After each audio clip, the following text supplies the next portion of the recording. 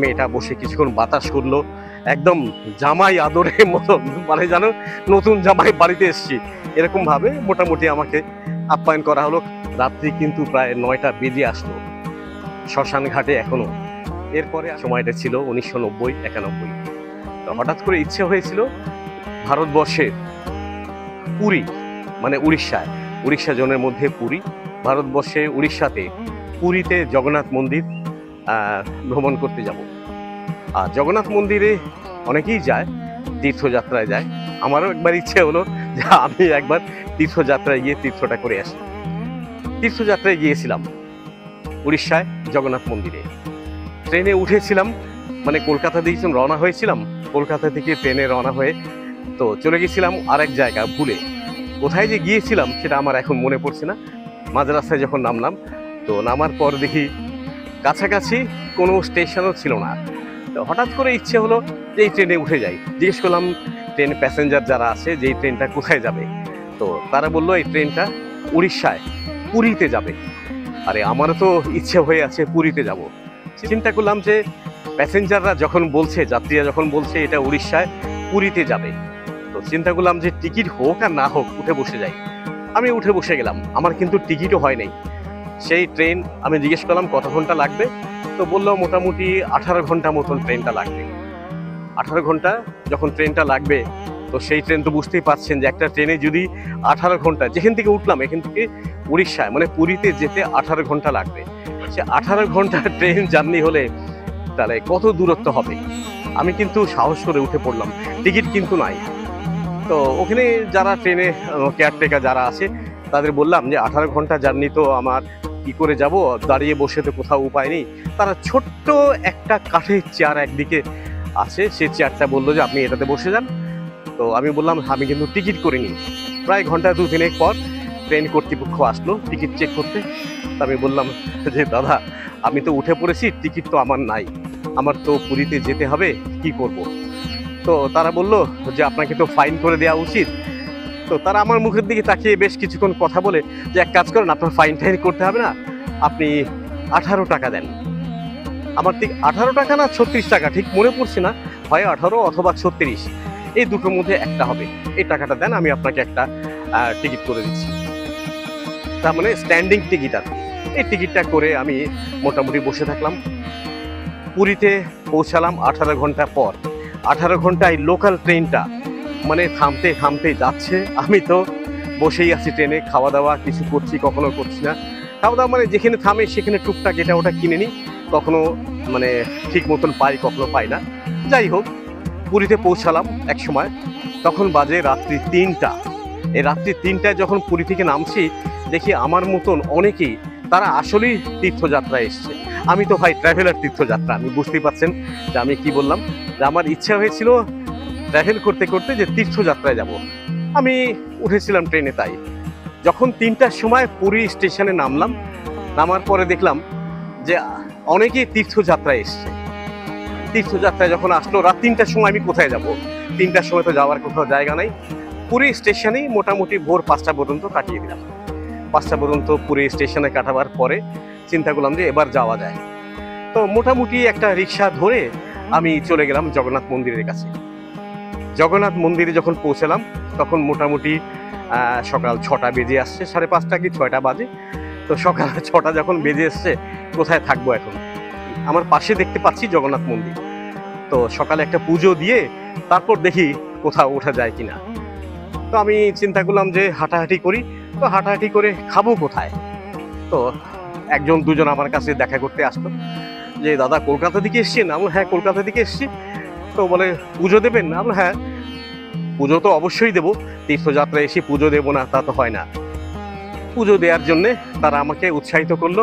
তা আমি বললাম যে ঠিক আছে পুজো দেবো, তাহলে কয় টাকা কি লাগবে? দেখেন ভণ্ডামি। আমি বললাম যে তোমরা কারা? বলছে আমরা তো পান্ডা।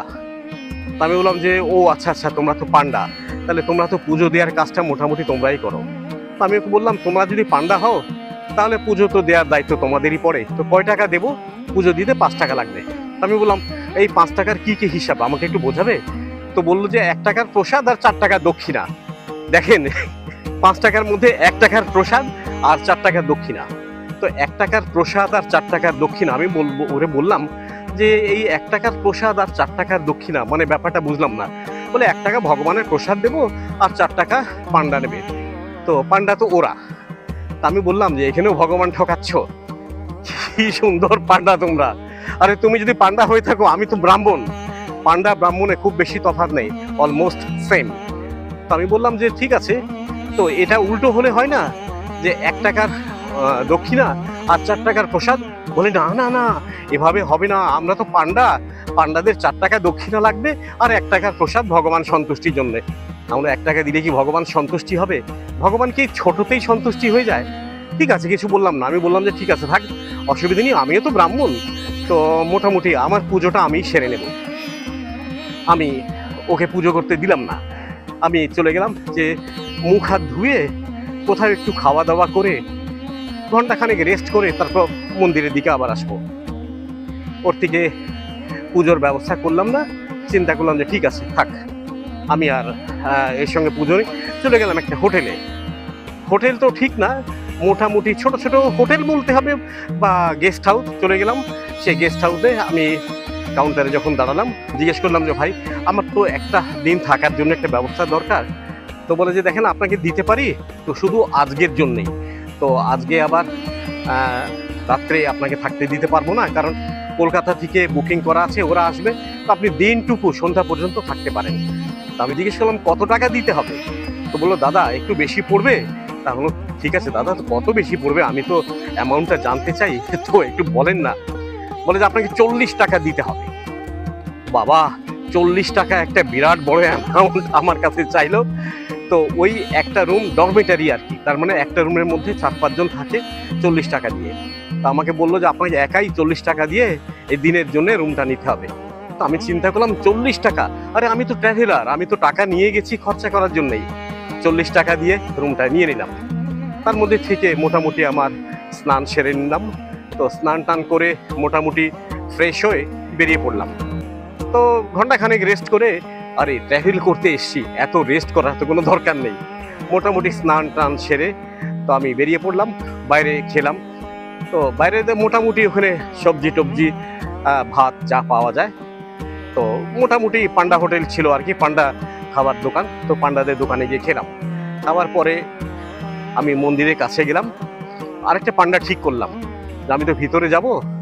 বলে হ্যাঁ ভিতরে যাবেন, চলেন আপনাকে পুজো দেয়াই, আপনাকে দর্শন করাই দিই। তা আমি বললাম যে দর্শন করাবেন আপনি? তো দাদা চোখ তো আমার আছে, দর্শন তো আমিও করতে পারি।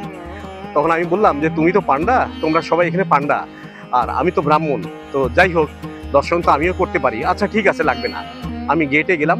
গেটে গিয়ে জগন্নাথ মন্দিরের একটা গেট আছে যে মেন গেট, তখন বললাম যে আমি ভিতরে যাব, দর্শন করব, পুজো দিতে যাব। তখন বলছে নাম লেখার, নাম কি? আমি তখন বললাম গৌরাঙ্গ ভট্টাচার্য। যে বললাম গৌরাঙ্গ ভট্টাচার্য, কোনো কথা নাই, আমাকে একদম প্রণাম করে ভিতরে নিয়ে গেল, কারণ আমি তো ব্রাহ্মণ। ভিতরে নিয়ে গেল, যেহেতু আমি তো ব্রাহ্মণ, নামটা বলেছি আমি ব্রাহ্মণ, নাম সূত্রে আমি কিন্তু ব্রাহ্মণ।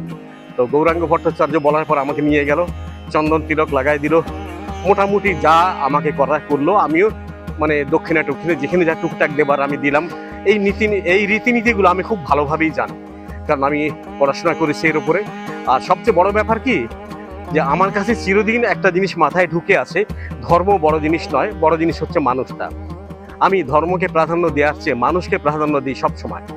তো ধর্ম কিন্তু মানুষেরই তৈরি, আর মানুষ হচ্ছে সৃষ্টিকর্তার তৈরি, তাই আমি মানুষকে প্রাধান্য দিই বেশি।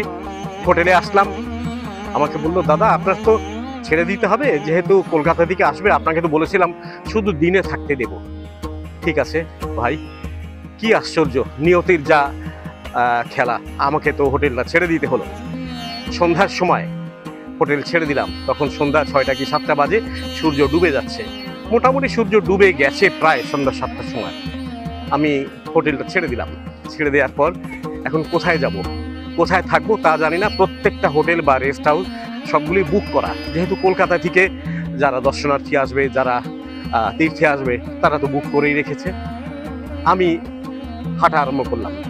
হাঁটতে হাঁটতে ক্লান্ত হয়ে, যে আমার তো মন্দির দর্শন হয়ে গেছে, ওইখানে আর কাজ নেই। আর আজকে রাত্রে কোথাও আমি যেতেও পারছি না। আমি বসে পড়লাম ক্লান্ত হয়ে একটা শ্মশান ঘাটের পাশেই গঙ্গার পাশেই শ্মশান। সারাদিন দেখি ওখানে মানুষ পোড়ায়। আমি যখন সন্ধ্যা 7টা 8টার দিকে বসে আছি, 8টার সময় দেখলাম তখনও কিন্তু সিরিয়াল দিয়ে মানুষ পোড়াচ্ছে। আর পিণ্ডদানের জন্য সব ব্যবস্থা চলছে ওখানে, পিণ্ডদান কি করে, কে কি করবে, কিভাবে নেবে। আর মানে মানুষ পোড়ানো দুর্গন্ধ একটা তো বাতাসে থাকে, সেগুলো নাকি আসছে। যদিও আমার অসহ্য লাগছে, তারপর করার কিছু নাই, ট্র্যাডিশনাল ব্যাপার, যার ধর্মে যা সাপোর্ট করে তা তো করতেই হবে, আর আমাকে সহ্য করে নিতে হবে। যেহেতু আমি ওখানে গেছি, ট্রাভেলার বলেন আর মানে পুণ্যার্থী বলেন বা কি বলে তীর্থে যাওয়া বলেন, সব কিছু মিলিয়েই আমাকে এগুলো মেনে নিতেই হবে। যারা ট্রাভেল করে তারা কিন্তু অনেক সময় অনেক কিছু সহ্য করে মেনে নেয়, মানিয়ে নেয়। রাত্রি কিন্তু প্রায় 9টা বেজে আসলো শ্মশান ঘাটে এখনো। এরপরে আমি হাঁটছি শ্মশান ঘাটে পাশ দিকে কিছু চায়ের দোকান আছে, রাস্তায় হাঁটছি, এদিকে মন্দির আর এদিকে শ্মশান ঘাট, তার পাশেই পড়েছে ওদিকে গঙ্গা নদী। তো গঙ্গার পাড়ে একটু গেছিলাম, গঙ্গার পাড়ে দেখি সবাই পিণ্ডদানের জন্য মোটামুটি ছাইটাই কলসি নিয়ে এসছে। ওই গঙ্গায় আমি মোটামুটি মুখ হাত ধুলাম না, কারণ আমার নিজের কাছে ভালো লাগলো না, তাই একটা মানুষকে পোড়ানো হয়েছে তার ছাইগুলো এখানে দিচ্ছে। যাই হোক, এটা ট্র্যাডিশনাল ব্যাপার, এটা যার ধর্মে যা আছে তাকে তা করতেই হবে। একটা চায়ের দোকানে দাঁড়ালাম একটু চা খাবার জন্যে। খুব বেশি খাওয়া দাওয়া করছি না, তার কারণ তো বুঝতেই পারছেন, মানে ওই রাগ যে আবার কখন দেয়, কোথায় মানে টয়লেট বা ওয়াশরুম পাবো তা তো জানি না, সব কিছু তো আমার এখানে জানা নেই। চা খাচ্ছি, সঙ্গে একটা বিস্কুট খাচ্ছি। পাশেই এসে দাঁড়ালো একটা দম্পতি, একজন মোটামুটি আধা বয়স্ক লোক, আর সঙ্গে তার স্ত্রীও আছেন, বিবাহ উপযুক্ত, তার বড় মেয়েটাও তার সঙ্গে আছেন, আর একটা ছোট মেয়ে সঙ্গে আছে। যাই হোক, তারা দাঁড়িয়েছে, চাটা খাচ্ছি। আর আমি তো ট্রাভেলার, মানুষের সঙ্গে কথা বলতে পছন্দ করি, মানুষের সঙ্গে খুব সহজেই মিশে যেতে পারি। এই এক কথায় দু কথায় জিজ্ঞেস করলাম, আমাকেও জিজ্ঞেস করলো আমার পরিচয়, আমিও বললাম। তো ওনাদের সঙ্গে জিজ্ঞেস করলাম, ওরাও বললো। তো মোটামুটি এখন কি করব, রাত্রে খাবো কোথায়? খাওয়া কিন্তু মুখ্য জিনিস নয়, আমি রাত্রে থাকবো কোথায়, থাকা নিয়ে বড় বিপদে পড়লাম। তারা আমাকে তাদের সঙ্গে বললো যে আপনি যদি কিছু মনে না করেন, তো যাতে তো মোটামুটি আমি বামুন হই, তো আপনি আমার সঙ্গে যেতে পারেন। কোথায় যাব? বলে আমরা একটা ঘর নিয়ে এসেছি থাকার জন্য। গেলাম, ঘরটা মোটামুটি মাটির ঘর। তো মাটির ঘর দেখে আমার একটু পছন্দ হয়েছিল, যে মাটির ঘরে তো সাধারণত থাকা হয় না। তো গেলাম, ঢুকলাম। তো তার যে বিবাহ উপযুক্ত মেয়েটা ছিল, সে মোটামুটি আপ্যায়ন করলো, আলুর দম আর একটু মানে সবজি রান্না করেছে, অল্প একটু ভাত আমাকে দিল খাবার জন্যে। মেয়েটা বসে কিছুক্ষণ বাতাস করলো, একদম জামাই আদরের মতন, মানে জানো নতুন জামাই বাড়িতে এসছি এরকম ভাবে মোটামুটি আমাকে আপ্যায়ন করা হলো, খাওয়ানো হলো। তো ওই যে বলেছিলাম না, যে এই দম্পতির বিবাহ উপযুক্ত যে মেয়েটা ছিল, সেই মেয়েটা আমাকে আপ্যায়ন করলো। এর মাঝে মেয়েটার সঙ্গে অনেক কিছু কথাই হয়ে গেছে, যাক সেগুলো না হয় আপনাদের সঙ্গে শেয়ার নাই করলাম, এগুলো শেয়ার করা ঠিক হবে না। তো আমাকে বললো যে কোথায় ফেরত যাবেন, মানে এখান থেকে কোথায় যাবেন? আমি বললাম কলকাতায়। তারা কিন্তু এসেছিল মল্লিকপুর থেকে, আর আমি এসেছি কলকাতা থেকে। তো যাই হোক, আমি বললাম যে ঠিক আছে আমি চলে যাব। সকালে কোথায় কোথায় যাব, কোনারক যাব, খাজুরাহো, এসব মন্দির দর্শন করতে যাব। প্ল্যানিং হলো সকালে উঠে একসঙ্গেই চলে যাব। এখন কথা হচ্ছে রাত্রে থাকবো কোথায়। তো তারা মোটামুটি এই দম্পতি মিলে, যে ভদ্রলোক ছিলেন ইনি একটা ব্যবস্থা করে দিলেন। তো ওখানে কীর্তন হচ্ছে ব্রহ্মচারী সেবাশ্রমে। যারা ব্রহ্মচারী, তখনও কিন্তু আমার বিয়ে হয়নি, আমি আপনাকে বলে দিই। তো ব্রহ্মচারী যে মানে সেন্সে বলা হয়, তখনও কিন্তু আমি বিয়ে করিনি। আমি যাই হই না কেন, হিসাব মতন কিন্তু আমি ব্রহ্মচারী তখনও পালন করে যাচ্ছি। আমি যার ধর্মে যেটাই হই না কেন, তখনও কিন্তু আমি হিসাব মতন ব্রহ্মচারী। তো আমাকে বললো যে আপনি তো বিয়ে থা করেননি, তো আসেন সন্ধ্যায় ব্রহ্মচারী সেবাশ্রমে কীর্তন হচ্ছে, তো সারাটা রাত্রি মোটামুটি এখানে কাটিয়ে দিই। দেখলাম যে মোটামুটি একেবারে খারাপ না। তো ব্রহ্মচারী সেবাশ্রমে সারা রাত্রি কাটালাম, কীর্তন শুনলাম, ভজন শুনলাম, নিজেও কিছু গাইলাম। মোটমাট যে ধর্মের সঙ্গে থাকতে হয় সেই ধর্মের কিছু অনুসরণ তো করতেই হয়। আর যার ধর্ম বড় জিনিস নয়, সবসময় আপনাকে বলে আসি প্রত্যেকটাতে, যে জাতি ধর্ম কিছু নয়, মানুষটাই হচ্ছে সবচেয়ে বড়। আর যার জন্যই আমি সবসময় সবার সঙ্গে খুব সহজেই মিশে যেতে পারি। তার কারণ আমার মাথায় ধর্মের গোড়ামি নেই, আমার মাথায় ঢুকে আছে মানুষটাই বড়। ওই যে একবার আপনাকে একটা কথাই বলেছিলাম না, সেদিন কবে আসবে যেদিন জাতি ধর্ম ভেদাভেদ নাহি রবে, শুধু মানুষ থাকবে। যাই হোক, তো মোটামুটি রাত্রিটা কাটালাম। সকালে ওনাদের সঙ্গে একসঙ্গে বেরোবার কথা ছিল, খাজুরাহ, কোনারক এসব মন্দিরে গিয়ে দর্শন করব, এখানে কিছু পুজো দিয়ে আসব, কিন্তু সকালে সেটা ওনাদের সঙ্গে করা হয়নি। তো আমি চিন্তা করলাম যে ওনারা এক ফ্যামিলি, ওনারা ঘুরতে যাচ্ছেন, ওনাদের সঙ্গে বিরক্ত না করাটাই ভালো। আমি সকালে কিছু না বলে আমি চলে আসলাম বাস স্ট্যান্ডে। দেখলাম একটা গাড়ি ওখান থেকে খাজুরাহ যাবে, মানে কোনারক যাবে। তো কোনারকে আমি যাচ্ছি সান টেম্পল, মানে সূর্য মন্দির দেখার জন্য। খুব বড় মন্দির আছে সূর্য মন্দির। এই সূর্য মন্দিরের বিষয়ে আমি আপনাকে এর পরের ভিডিওতে বলবো। আমাকে মানে সবসময় ফলো করেন, প্রত্যেক সময় আমার ভিডিওগুলো দেখেন, আপনারও ভালো লাগবে। সকাল 6টায় গাড়িতে উঠলাম। গাড়িতে একদম ফ্রন্ট সিট, মানে যেখানে গাড়ির সুপারভাইজার বসবে ওইখানে বসার সিট দিল। আমার মন মতন সিটটাই পেলাম। যাই হোক, অসুবিধে নেই, একটা সিট, সিঙ্গেল সিট, বসে থাকলাম। জানলাগুলো বন্ধ করে দিতে বললো, বলে এখানে অনেক বন্য প্রাণী আছে, জানলা দিয়ে অনেক সময় আক্রমণ করতে পারে। ঠিক আছে, বন্ধ করলাম। তো সুপারভাইজার একটা অ্যানাউন্স করলো যে আমরা যে যে মন্দিরে যাব, প্রত্যেক মন্দিরে আমরা 20 মিনিট করে থাকবো, আপনারা 20 মিনিটের মধ্যে ফেরত আসবেন। কেউ যদি 20 মিনিটের মধ্যে ফেরত না আসেন, আরও 5 মিনিট আপনার জন্য অপেক্ষা করব। তারপর সেই 5 মিনিটের মধ্যেও যদি আপনি ফেরত না আসেন, তাহলে আমরা ধরে নেব জায়গাটা আপনার খুব পছন্দ হয়েছে, আপনি আসতে চাচ্ছেন না, তাই আপনাকে বিরক্ত না করে আমরা গাড়ি নিয়ে চলে যাব। খুব ভদ্রভাবেই কথাগুলো বলে দিল, তার মানে বুঝিয়ে দিল আপনি যদি টাইম মতন ফিরে না আসেন তাহলে আপনাকে ফেলে আমরা চলে যাব। ঠিক এই কথাটাই ভদ্রভাবে বললো। যাই হোক, কথাটা কিন্তু আমার খুব পছন্দ হয়েছে। খাজুরাহ চলে গেলাম।